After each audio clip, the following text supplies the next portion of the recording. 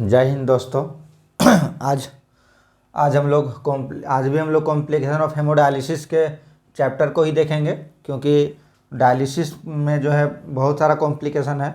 और कॉम्प्लिकेशन हम लोग कल हाइपोटेंशन तक देख लिए थे, पढ़ लिए थे कि हाइपोटेंशन के क्या क्या कारण हैं और उसका क्या क्या मैनेजमेंट है। ठीक है, तो आज हम लोग जानेंगे मसल्स क्रैम्प्स से स्टार्ट करेंगे। मसल्स क्रैम्प्स क्या होता है? मसल्स क्रैम्प्स का मतलब है कि मांसपेशियों में खिंचाव। हम लोग का जो हाथ में, जैसे कि ये उंगली है या जो पैर में नीचे जो रहता है ना, वो थोड़ा सा मास्ट हो रहता है, उसमें खिंचाव होने लगता है और वो बहुत ज़्यादा पेनफुल हो जाता है। इसको हम लोग बोलते हैं मसल्स क्रैम्प्स, यानी मांसपेशियों में खिंचाव। तो डायलिसिस के दौरान ये होना एक कॉमन है। ये सामान्य लोगों में भी होता है, या जो डायलिसिस के मरीज हैं, जो सीकेडी पेशेंट है, उनको ये घर में भी हो सकता है, लेकिन ज़्यादातर ये डायलिसिस के दौरान होने की संभावना रहती है। Muscles cramps painful muscles spasm usually in extremities. Extremities का मतलब है हाथ और पैर, जो अपर लिम्ब और लोअर लिम्ब होता है। तो ये बहुत ज़्यादा पेनफुल रहता है। ये जब किसी को मसल्स अगर खिंचाव हो रहा है, वहाँ पे अगर क्रैम्प्स हो रहा है तो बहुत ज़्यादा दर्द करता है। ठीक है, तुरंत छटपटाने लगता है मरीज एकदम। इसके क्या क्या कारण हो सकते हैं? कारण है removal of large amount of fluid, है ना। माने अगर बहुत ज़्यादा मात्रा में अगर हम लोग उनका शरीर से पानी निकाल रहे हैं, यानी रैपिडली रिमूवल या बहुत स्पीड से भी निकाल रहे हैं, तो उनको हो सकता है मसल्स क्रैम्प हो जाए। इसका मतलब हुआ जैसे कि मान लीजिए कि कोई मरीज जो है 2.5 लीटर लेके आया वजन, ठीक है, कितना 2.5 kg लेके आया। हम लोग को उनका डायलिसिस करना है कितना, 4 घंटा का डायलिसिस करना है। 4 घंटा का डायलिसिस अगर हम लोग कर रहे हैं 4 आवर का, तो 1 घंटा में कितना निकलेगा? मान लीजिए 2.5 लीटर है, तो 7 चौका 28, 6 चौका 24, है ना, 625 ml पर आवर निकलेगा। 625 ml पर आवर निकलेगा। तो फिर अब देखना पड़ेगा कि पेशेंट का वेट कितना। अगर मान लीजिए कोई पेशेंट 30 किलो का है तो उसके लिए ये ज़्यादा है, लेकिन अगर कोई पेशेंट 60 किलो का है तो उसके लिए ठीक है। लेकिन कोई पेशेंट क्या होता है कि 5 लीटर 5.5 लीटर पानी बढ़ा के आता है, लेकिन डायलिसिस तो हम लोग करेंगे 4 घंटा ना। तो अगर मान लीजिए कि 4 घंटा का डायलिसिस हो रहा है और वो 5 लीटर लेके आया है, तो उसका तो 1100 11 चौका 44 बर चौका 48 1200 ml पर आवर हो जाएगा। तो अगर आप इतना ज़्यादा अमाउंट में फ्लूइड निकालिएगा और ये 1 घंटा में अगर 1200 ml निकालिएगा, मतलब स्पीड भी निकल रहा है और ज़्यादा अमाउंट भी निकल रहा है, तो क्या होगा? जाहिर सी बात है उनको कॉम्प्लिकेशन होगा। मसल्स क्रैम्प्स हो सकता है, हाइपोटेंशन भी हो सकता है। इसीलिए हम लोगों को क्या करना है कि रैपिडली नहीं निकालना है। अगर 5 लीटर वो बढ़ा के है तो हम लोग उनका 3.5 लीटर ही निकालेंगे, और वो भी 4 घंटा में, ताकि जो यूएफ रेट है वो 1000 से कम रहे, माने 900 800 रहे, इतना रहे तो ठीक है। ठीक है, और पेशेंट के बॉडी के ऊपर भी डिपेंड करता है कि उसका वजन कितना है और वो कितना आपका मतलब मैनेज कर पाता है। ठीक है, तो मेन कारण इसका यही है कि बहुत ज़्यादा पानी निकालना और बहुत स्पीड में निकालना। अगर बहुत ज़्यादा पानी निकालना है, जैसे मान लीजिए किसी का 5 लीटर बढ़ गया है, तो उनका डॉक्टर से एडवाइस लेकर के उनका डायलिसिस से 5 घंटा कर दीजिए, तो क्या होगा कि 1000 ml पर आवर निकलेगा उनका। ठीक है, तो वो ठीक है, लेकिन 5 घंटा डायलिसिस करना भी सही नहीं है, क्योंकि अगर जो नॉर्मल बनाया हुआ है मेंटेनेंस हेमोडायलिसिस वो 4 घंटा, तो अगर 5 घंटा डायलिसिस करेंगे तो हो सकता है कि उनको इलेक्ट्रोलाइट इम्बैलेंस भी हो जाए, बहुत ज़्यादा शरीर से यूरिया, क्रिएटिनिन, सोडियम, पोटेशियम ये सब भी निकल सकता है। ठीक है, तो अगर पानी निकालने के चक्कर में अगर डायलिसिस का टाइम बढ़ा देंगे तो वो भी रिस्क है। तो ये सब चीज़ क्या है कि डॉक्टर के बिना एडवाइस कर नहीं होना चाहिए। Hypotension, change in electrolyte. Hypotension हो सकता है इलेक्ट्रोलाइट में चेंजेस की वजह से। जैसे अगर आपका यहाँ पे एक लिखा हुआ है लो पोटेशियम लेवल, तो इलेक्ट्रोलाइट में चेंज का मतलब है कि पोटेशियम आपका नॉर्मल मात्रा से या जो है कम बेसी हो जाएगा, तो उसके वजह से भी क्या है आपको मसल्स क्रैम्प आ सकता है। रैपिड सोडियम रिमूवल, शरीर से हम लोग का जो सोडियम है अगर वो बहुत जल्दी रिमूव हो जाता है डायलिसिस के दौरान। जैसे मान लीजिए कि हम लोग का जो डायलिसिस टेक्नीशियन होंगे या जो पढ़ रहे होंगे उन लोग को पता होगा, या मैं बता दे रहा हूँ कि हम लोग का मशीन में जो है ना सोडियम सेट करने का, Na+ सेट करने का एक ऑप्शन आता है। ठीक है, तो अगर उसको हम लोग मान लीजिए कि 130 या 130 से कम कर दिए और पेशेंट का सोडियम है 147, ठीक है, तो डायलिसिस के दौरान इस 17 के रेशियो से ना रिमूव होगा। ठीक है, तो अगर बहुत ज़्यादा सोडियम रिमूव हो जाता है तो उसके हिसाब से भी क्या है कि मसल्स क्रैम्प आ सकता है। लो पोटेशियम लेवल से मसल्स क्रैम्प आ सकता है।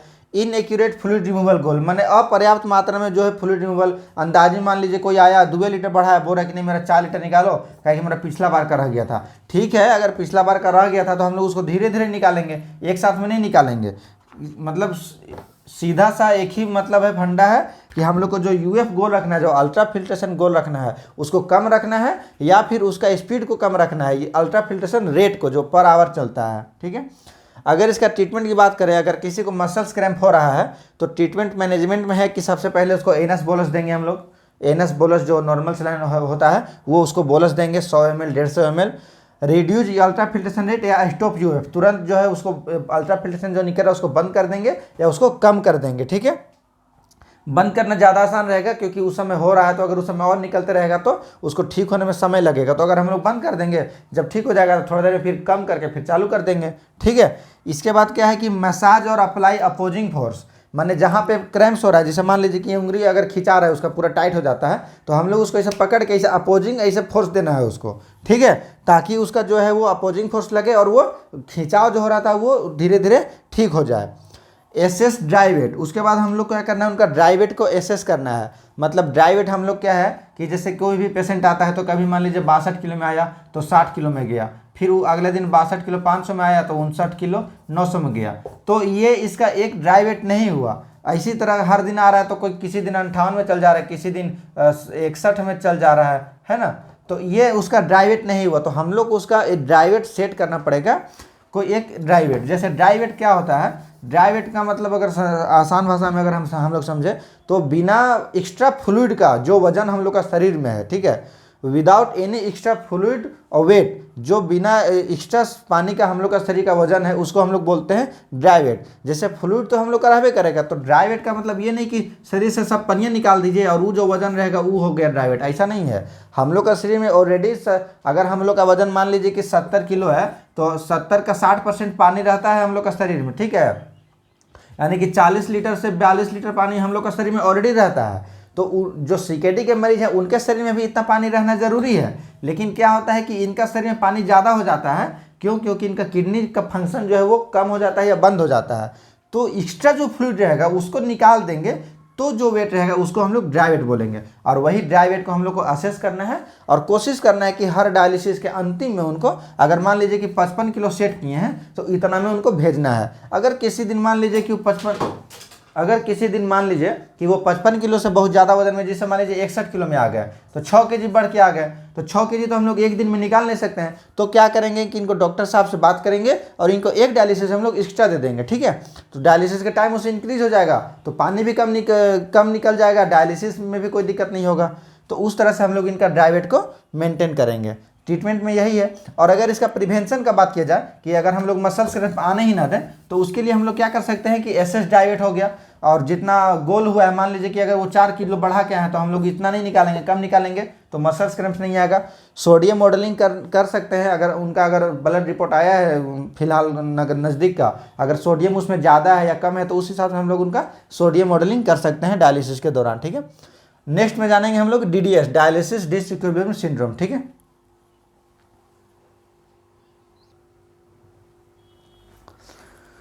तो अब DDS क्या होता है जानेंगे। DDS मतलब डायलिसिस डिसइक्विलिब्रियम सिंड्रोम। DDS एक डायलिसिस के दौरान बहुत ही गंभीर कॉम्प्लिकेशन है।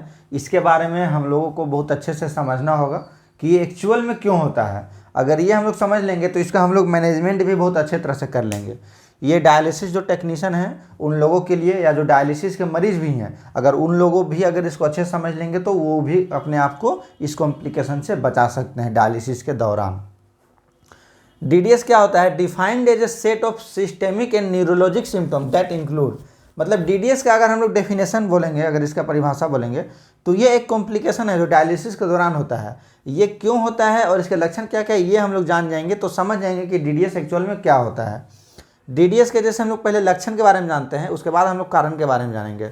लक्षण इसका क्या क्या है, नाउजिया एंड वोमिटिंग। अगर आपको DDS होगा तो नाउजिया और वोमिटिंग होगा, हो सकता है। हेडेक होगा, बहुत ज़्यादा सीवियर हेडेक होगा, रेस्टलेसनेस, माने आपका शरीर जो है पूरी तरह से थकान महसूस होगा, एकदम आप लूज हो जाइएगा, जैसे लगेगा कि शरीर में कुछ जाने नहीं है, अब एकदम कोई उठा के ले जाएगा, उस तरह से रेस्टलेसनेस हो जाइएगा। हाइपरटेंशन, आपका जो है ब्लड प्रेशर हाई हो जाएगा। सलर्ड स्पीच, आप जो बोल नहीं पाइएगा अच्छा से, जैसे हम अभी बोल पा रहे हैं ना, और जब ऐसे करने लगेगा, मैंने मतलब कुछ बोलिएगा ना तो आवाज़ अच्छा से निकल भी नहीं करेगा, मैंने आपका जो है जबान आपका साथ नहीं देगा, और आप बोलने चाहिएगा ए तो बोला जाएगा डी, ठीक है। तो उसको सलर्ड स्पीच बोलते हैं। सीजर एंड कोमा, आपको सीजर भी आ सकता है और आप इस कॉम्प्लिकेशन की वजह से कोमा में भी जा सकते हैं, ठीक है। इसका कारण क्या क्या है? Rapid change in serum electrolyte, माने बहुत जल्दी जो है वो आपका शरीर में जो इलेक्ट्रोलाइट है वो बहुत जल्दी में चेंज हो जाता है। जैसे कि अगर इसका उदाहरण दिया जाए तो मान लीजिए हम लोग का डायलिसिस में क्या होता है, डायलिसिस में हम लोग का रिमूव होता है वेस्ट प्रोडक्ट, जैसे यूरिया हो गया, क्रेटिनिन हो गया, ठीक है। पोटेशियम अगर बहुत ज़्यादा बढ़ा हुआ है तो निकल जाएगा। तो हम लोग का शरीर में जब यूरिया जैसे बढ़ा हुआ है, जैसे यहाँ पे लिखा हुआ है elevate blood urea nitrogen greater than 150, अगर 150 से ज़्यादा है तो आपको डीडीएस का संभावना है। इसका एक कारण ये भी हो सकता है। तो क्यों हो सकता है? अगर हम लोग का मान लीजिए कि ब्लड में 150 है, मान लीजिए कि यहाँ पे इतना सारा यूरिया है हम लोग का ब्लड में, ठीक है। तो ये हम लोग का शरीर में भी है ना, अब शरीर में है, ये हम लोग का शरीर के अंदर है। अभी हम लोग डायलिसिस कर रहे हैं तो मान लीजिए को मेम्ब्रेन यहाँ लगा दिए, ठीक है, ये डायलिसिस कर रहे हैं, मेम्ब्रेन लगा दिए, इसमें से ब्लड जो है ये पास हो रहा है, तो ब्लड इधर चला रहा है और ये जो यूरिया सब है जो वो इधर निकल जा रहा है। लेकिन क्या होता है कि हम लोग जो डायलासेट जो देते हैं इधर जो देते हैं डिफ्यूजन करवाने के लिए, उसमें तो यूरिया पूरा नील रहता है। तो यूरिया क्या है कि ये रैपिडली रिमूव हो जाता है, माने जितना स्पीड में रिमूव होता है उतना स्पीड में हम लोग का शरीर क्या है इसको ब्लड में नहीं दे पाता है। अब यूरिया हम लोग का शरीर में जैसे कि ब्लड में रहता है, तो आपको पता है कि हम लोग का बॉडी में जो कैपिलरी सब रहता है वो खाली ब्लड में थोड़ा उतना रहता है, वो पूरा शरीर में घूमते रहता है। मतलब वो हर टिश्यू में, हर सेल में यूरिया जाके आपका अटंग रहा है, ठीक है, वहाँ से फिर ब्लड में आ रहा है, फिर जा रहा है, अगर ज़्यादा हो जा रहा है, ठीक है। इसी को तो बहुत ज़्यादा यूरिया होने से क्या होता है, यूरेमिक फ्रस्ट हो जाता है। अब देखिएगा कि स्किन में बहुत ज़्यादा दिक्कत हो रहा है, काला काला हो जाता है, खुजली टाइप का होने लगता है और निकल जाता है, कुछ कुछ जख्म टाइप का हो जाता है।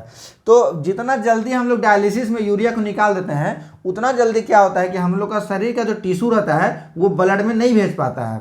और ये चीज़ अगर आपका शरीर के और कोई पार्ट में होता तो कोई दिक्कत नहीं होता, लेकिन क्या है कि हम लोग का ब्रेन में भी यही प्रोसेस होता है। तो जितना जल्दी निकल जाता है उतना जल्दी ब्रेन का जो टिश्यू है वो यहाँ नहीं दे पाता है। इसके वजह से ब्रेन में क्या है हम लोग का न्यूरोलॉजिक जो है, ये ब्रेन से रिलेटेड सिंड्रोम है, ब्रेन से रिलेटेड कॉम्प्लिकेशन है। तो न्यूरोलॉजिक सिंड्रोम इसमें आ जाता है और ब्रेन का टिश्यू सब जो है, वहाँ का जो सेल हम बताए थे, वहाँ का जो है न्यूरॉन रहता है, इसलिए उसको न्यूरोलॉजिक हम लोग बोल रहे हैं, ठीक है। इसके वजह से जो है डीडीएस होता है, डायलिसिस डिसइक्विलिब्रियम सिंड्रोम। मतलब अगर इसको सिंपल भाषा में समझाया जाए तो जितना स्पीड से हम लोग डायलिसिस में फिल्टर कर देते हैं उतना स्पीड से हम लोग का शरीर उसको मैनेज नहीं कर पाता है। इसके वजह से blood flow rate too high, अगर बीएफआर यानी आपका ब्लड फ्लो रेट भी हाई रहेगा तो भी वही होगा। अगर मान लीजिए ब्लड फ्लो रेट हाई है, ठीक है, और आपका यूरिया अगर मान लीजिए 100 है, ठीक है, या कोई नया पेशेंट है, तो मान लीजिए कि यहाँ से निकाल रहे हैं हम लोग, इधर निकाल रहे हैं, तो 1 मिनट में अगर हम 150 ml पर मिनट रहता है ना ब्लड फ्लो, 150 ml पर मिनट रहता है, तो 1 मिनट में अगर हम लोग 150 रखते हैं तो 150 ml का ही ना वो फिल्टर करेगा। लेकिन अगर हम लोग इसको 250 कर देंगे या 300 कर देंगे तो जस्ट दुगना निकाल रहा है। तो अगर यहाँ से 2 निकल रहा था 150 ml में, तो 300 में 4 निकल जाएगा, तो 4 निकल जाएगा तो ज़्यादा ना हो गया, वो तो ज़्यादा हो जाएगा, तो उसके वजह से भी डीडीएस हो सकता है। इसीलिए नया पेशेंट जो होता है या जो लोग 1 सप्ताह 1.5 सप्ताह के बाद एक डायलिसिस लेने आ रहे हैं, उन लोगों का क्या है कि ब्लड फ्लो रेट और डायलिसिस फ्लो रेट कम होना चाहिए, ठीक है। ट्रीटमेंट टाइम टू लॉन्ग, अगर नया पेशेंट कोई है और उनको आप या यूरिया उनका बढ़ा हुआ है और अगर ट्रीटमेंट टाइम तो बहुत ज़्यादा कर दिए, जैसे मान लीजिए 4 घंटा कर दिए हैं, तो उस समय भी क्या होता है कि उनको डीडीएस होने का संभावना होता है। Dialyser too big for first treatment, जैसे डायलेजर क्या होता है कि आप लोग डायलेजर का सरफेस एरिया देखे होंगे। डायलेजर के बारे में जब हम बताएंगे तो उसमें हम बता देंगे कि डायलेजर का सरफेस एरिया क्या होता है और कौन कौन सा डायलेजर कितना कितना सरफेस एरिया कैप्चर करता है। जैसे हम लोग अभी जो नॉर्मली डायलेजर यूज करते हैं,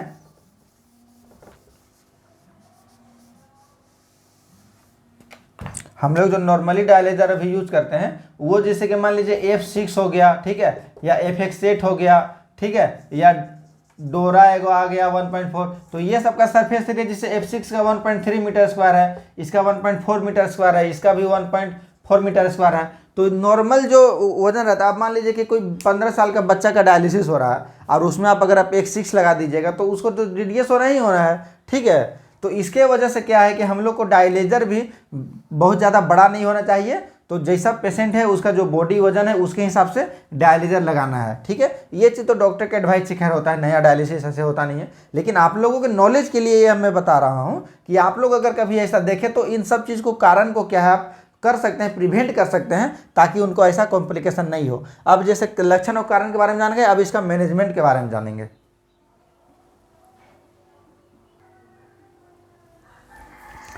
तो डीडीएस का ट्रीटमेंट और मैनेजमेंट के बारे में जानेंगे, कारण और लक्षण के बारे में जानेंगे। इसका सबसे पहला जो है, हम लोगों को क्या करना है, डीडीएस में बहुत ज़्यादा पेशेंट जब डायलिसिस के लिए आता है ना, तो कोई कॉम्प्लिकेशन हो या ना हो, लेकिन फिर भी हम लोग को बहुत ज़्यादा केयरफुली रहना है, क्योंकि कॉम्प्लिकेशन कभी भी हो सकता है। और कॉम्प्लिकेशन जब हो जाता है एक बार डायलिसिस में, तो उसको मैनेज करना तो मुश्किल तो है ही, साथ में गंभीर स्थिति भी आ सकता है। इसलिए हम लोग को पहले ही से क्या रहना होगा। कल हम एक वर्ड बोले थे कि prevention is better than cure, मतलब अगर हम लोग रोकथाम पहले ही कर लें तो कॉम्प्लिकेशन आएगा ही नहीं।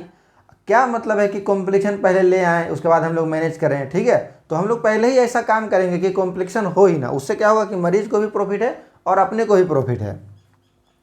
Monitor new patient carefully for hyper tension, यहाँ पे एक वर्ड लिखा हुआ है STN, hyper tension.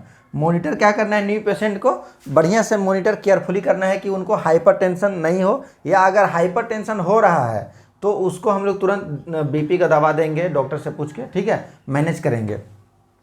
Decrease blood flow rate, blood flow rate जो है इसको QB भी बोलते हैं, या आप लोग QB, और डायलासेट फ्लो रेट को QD बोलते हैं। ठीक है, QB और QD। तो डिक्रीज ब्लड फ्लो रेट को हम लोग को कम करना है।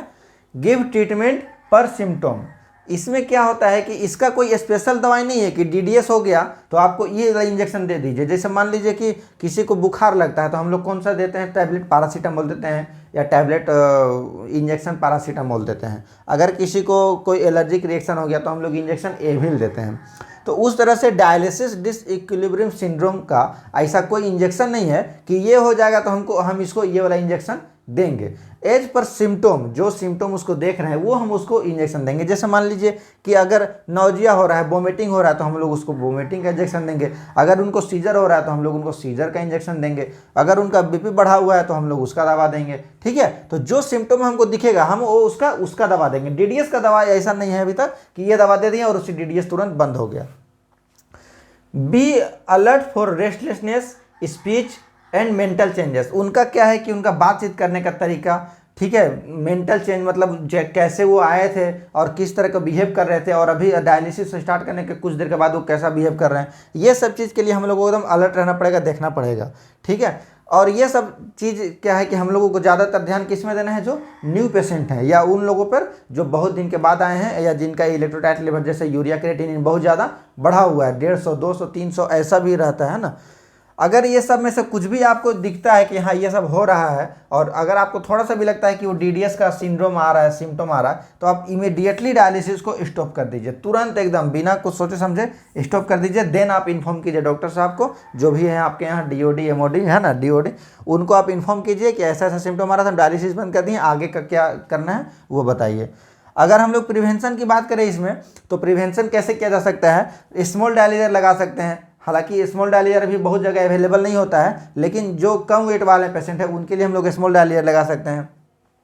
ब्लड फ्लो रेट और डायलिसिस फ्लो रेट को कम रख सकते हैं। ठीक है, रिड्यूस ब्लड फ्लो रेट और डायलिसिस फ्लो रेट, इसको हम लोग कम रख सकते हैं, तो भी हो सकता है DDS ना हो। टाइम टू शॉर्ट्स, मैंने टाइम को बहुत ज़्यादा लंबा नहीं रखेंगे, जैसे 4 घंटा 3 घंटा का डायलिसिस होता है, तो हो सकता है इसको हम लोग और कम करें, 1.5 घंटा 2 घंटा ही करें, वो तो डॉक्टर के एडवाइजेबल है ना। डू को करंट डायलिसिस करने के लिए बोल रहे हैं यहाँ पे प्रिवेंशन में। को करंट क्या होता है पता है ना, देखिए बता रहे हैं, इसको मिटा देते हैं हम। ये जैसे कि मान लीजिए कि एक रोड है, ठीक है, बीच में डिवाइडर रहता है ना रोड का बीच में, यहाँ पे पेड़ उड़ लगा हुआ है पूरा,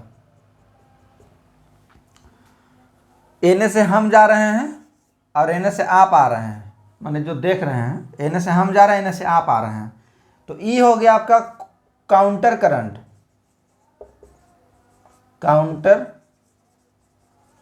करंट है ना, काउंटर हो गया यहाँ पे, माने एने से हम जा रहे हैं ओने से आप आ रहा है, मैंने काउंटर हो गया। जैसे कि आतंकवादी और हम लोग का फौजी में काउंटर होता है ना, ओने से वो गोली चला रहा है और इन्हें से हम गोली चला रहे हैं, तो क्या बोलते हैं उसको? काउंटर बोलते हैं। तो ये हो गया मैंने काउंटर करंट। तो उसी तरह से हम लोग का जो डायलेजर होता है, डायलेजर भी तो इसी तरह ना होता है। यहां से ब्लड जाता है, इधर से मेम्ब्रेन है यहाँ पे, यहां से ब्लड आता है और डायलासेट फ्लो जो है वो इधर से जाता है मेम्ब्रेन का बीच में से। तो यहाँ पे इसको क्या हो गया? ये हो गया काउंटर करंट, ठीक है। लेकिन हम लोगों को क्या बोल रहा है कि को करंट करने बोल रहा है। तो हम लोगों को क्या करना होगा कि इसको भी इधर से भेजना होगा और इसको भी इधर से भेजना होगा। तो अगर ब्लड इधर से आ रहा है तो हम लोग को डायलासेट को भी इधर से न ला करके इधर से लाना होगा, ठीक है। माने जिस एरिया से ब्लड आ रहा है, जिस साइड से ब्लड आ रहा है, उसी साइड से हम लोग का डायलासेट भी आएगा। तो वो क्या हो जाएगा? को करंट हो जाएगा। और को करंट हो जाएगा तो डीडीएस का जो संभावना है वो कम हो जाता है, ठीक है। एसएस इलेक्ट्रोलाइट लेवल, माने हम लोग उनका इलेक्ट्रोलाइट लेवल को चेक करेंगे कि सोडियम कितना है, यूरिया कितना है, ये सब सारा इलेक्ट्रोलाइट लेवल चेक करेंगे। और ये ध्यान देंगे ज़्यादातर हम लोग नए वाले पेशेंट में, हम बार बार बोले, ठीक है, क्योंकि डीडीएस जो कॉम्प्लिकेशन है वो नए पेशेंट में आने का संभावना ज़्यादा रहता है। तो हम लोग आज जाने मसल्स क्रैम्प्स के बारे में और डीडीएस के बारे में, ठीक है। तो आज के लिए इतना ही, और नेक्स्ट वीडियो में हम लोग इसके आगे वाला कॉम्प्लिकेशन के बारे में जानेंगे, ठीक है। जय हिंद।